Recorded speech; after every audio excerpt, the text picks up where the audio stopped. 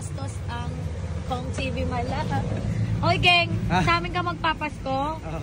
So, si gang, sabi niya, mag-uwi daw siya sa kanila, New Year pa. So, sa amin siya magpapasko. Ba't mo naisip ng magpapasko tayo magganto? Yung sakto kasi. Tiga ano, ito yung bagong kulay namin, boss. Nagulat na ako, sabi ko, dami naman pala ng bibilhin nito. Kala ko actually, kulang pa yan. So guys, hirap na hirap ako humanap ng gift sa kanya. Buti na lang may nagustuhan siya. Mga pantalon.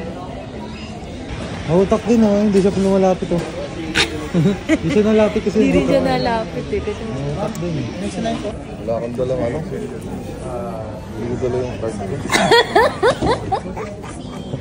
Regalo ko din sa'yo yan. Wala akong Christmas gift sa'yo. Ay, okay, sige. Thank you, thank you. Sige. Ganda ng pasok ko. Card ko, naiwan ko yung... Pakita mo lang nabuntis ka, baka akala ng iba sumingit tayo. Medyo side view kasi baka sabihin. Itong mga to, dinadaan sa kapasikatan yung pila. Hindi po, buntis pa. Para lang malinaw. Hindi lang piniplex. Alam mo ngayon mo lang piniplex yung chan ko. Sa pila. Diyan kasi sa Tokyo. Diyan kasi na ano sa Tokyo. Saan piniplex ng asawa mo chan mo? Sa mga pila? Sa mga... parking. Ngayon niya lang ginanon yan. Yan chan ko sa public. So guys, done na tayo sa Uniqlo at may regalo na ako kay Kong TV. At least alam kong gusto niya yung regalo. Oo, gagamitin niya talaga yung regalo ko. Thank you, love. Thank you, thank you. Kung ano pa naiisip mong bilhin. Kasi sabi ko, minsan ako yung gustong gitara ni Kong, baka may gusto siyang gamitin sa TP Fair. Sabi niya, alam mo, Vi, walang gustong gitara si Kong. Meron siya ngayong gustong bilhin, mixer. Tapos sabi ko, sige, saan makakahanap? Biglang, si Ellie ang may alam. Tapos sabi ni Ellie sure ka ba? Ako gagamit niyan. Nung sinabi niya yun, wag na lang. Hindi naman talaga kailangan yun. Pang ano lang sana, pang practice. Wala na akong kailangan lang. Kompleto na. Ngayon, ang kailangan namin gawin ay para sa anak namin, si kay Kidlat. Dahil si Kidlat po ay wala nang ma-open na gift. Na-open na niya lahat. Yung ipapabalot kada 2 araw may gustong buksan. At saka nababasa niya, guys, mayroon photogenic memory si Kidlat. Ano tawag dyan? Photo reading? Photogenic. Mali. Photo reading. Photographic! Photographic reading tawag doon? Photogenic memory. Naalala nyo dati, yung 1 pa lang siya, nagbabasa na siya. May ganun siya kasi tinuro yun ni Teacher Mac, yung teacher niya ng reading. So until now, alam niya kapag Kidlat, alam niyang kanya. So alam niya yung mga gift na para sa kanya. Alam mo ang gusto ni Kidlat, kahit mga simple, yung mga alien na naiikot-ikot. Sobrang ano niya, sobrang imaginative ng bata na yun. Mas prefer niyang maglaro nung mga toys na nag-i-imagine na tumatumbling si Spider-Man kaysa manood ng TV. Totoo.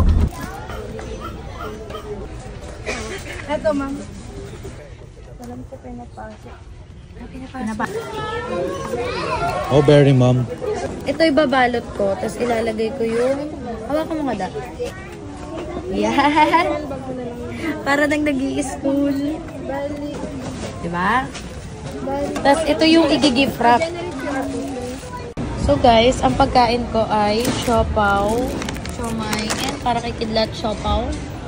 At hindi ko mahanap kung asa ng asawa ko, pero gutom na ako.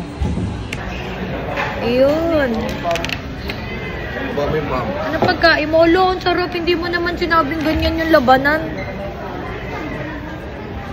Hi! Merry Christmas! Dance! I wanna dance, dance, dance. I have a gift for you because it's Christmas! Wow! Wow!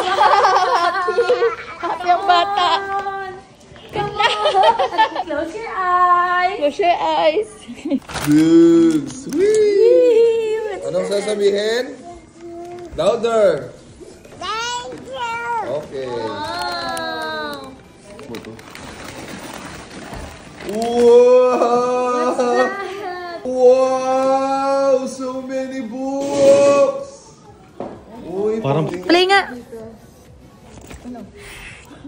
Sige pa. Sige! Lakasin pa.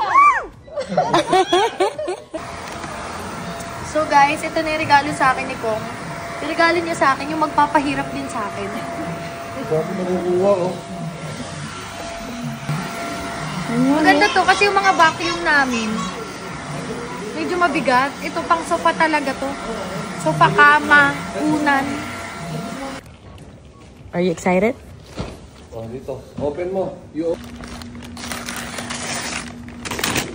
Choo-choo! Wow.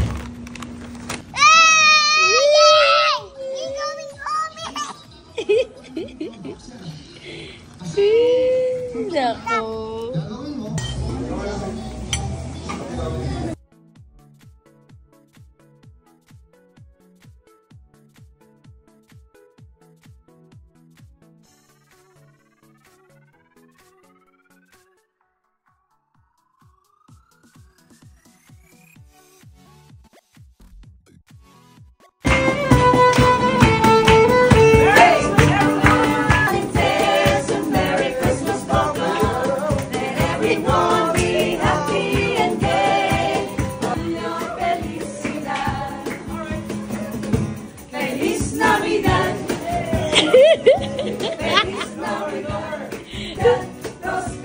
Dagdag 2K ito, mama.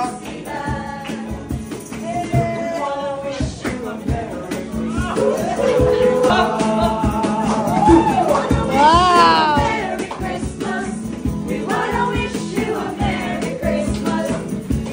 Naman. Thank you po. Yung hindi sumayaw masyado, wala at bawas ha. Yep. Yep. Yeah, buddy. Lightweight, baby. Yeah, buddy.